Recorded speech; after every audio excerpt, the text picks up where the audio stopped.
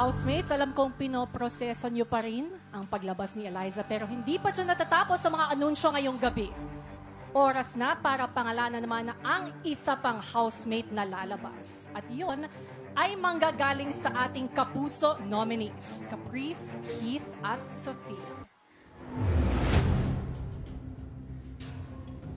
Caprice, napatunayan mo nga bang hindi kailangan maging maingay ang katatagan at katapangan? O oras na bang harapin mo muli ang ingay ng mundong naghihintay sa'yo dito sa labas? Heath, sa pananatili mo sa loob ng bahay ni Kuya, naipakita mo nga ba ang tunay mong tibay? O mas huhubugin pa kaya ang lakas mo ng mga hamong nakaabang sa'yo dito sa outside world?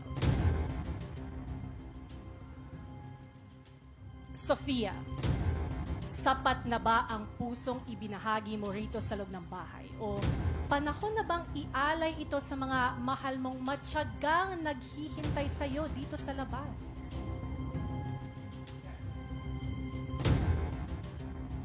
Caprice, Heath at Sophia, makinig ng mabuti. Ang pangalan na aking babanggitin ay ang ikatlong ligtas ngayong gabi.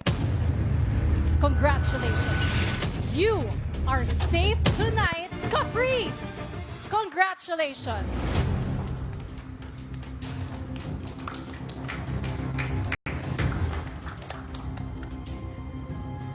Ibig sabihin, isa sa inyo, Heath at Sophia, ang tuluyan ng magpapaalam sa inyong mga kasama.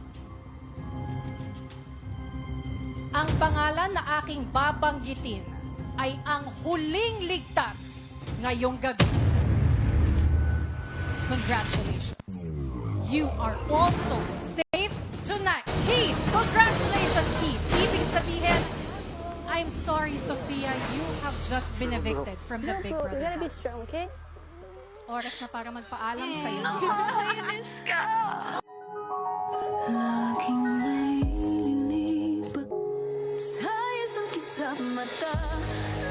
Pero ang tadhana, kaya ka Keep shining with strength and hope. Aking strong-willed sunshine ng Quezon City, Sophia. sa isang kisap.